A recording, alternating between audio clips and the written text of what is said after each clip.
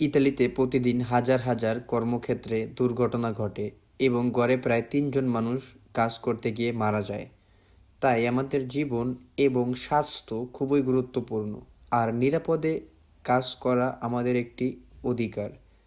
যে কোম্পানি বা ব্যক্তি আমাদের কাজ দেয় তাদের দায়িত্ব হলো আমাদের একটি নিরাপদ পরিবেশে কাজ করানো।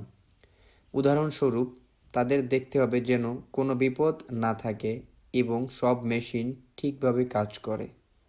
কর্মক্ষেত্রের নিরাপত্তা সম্পর্কে ৩টি গুরুত্বপূর্ণ বিষয় মনে রাখা দরকার।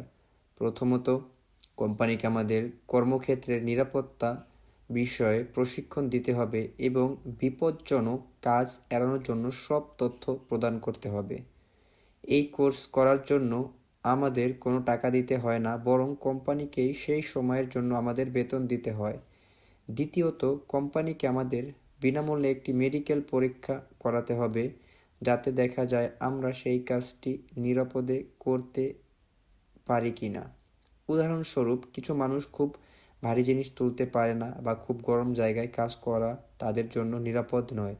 তৃতীয়ত, কোম্পানিকে আমাদের নিরাপত্তার সরঞ্জাম দিতে হবে, যেখানে মাথার জন্য হেলমেট, কানের জন্য হেডফোন বা ইয়ারফোন, হাতের জন্য গ্লাভস এবং পিছলা না যাওয়ার জন্য বিশেষ জুতা। এইসব সরঞ্জাম কোম্পানিকে বিনামূল্যে দিতে হবে এবং আমাদের সবসময় এগুলো ব্যবহার করতে হবে, কারণ নিরাপত্তা খুবই গুরুত্বপূর্ণ।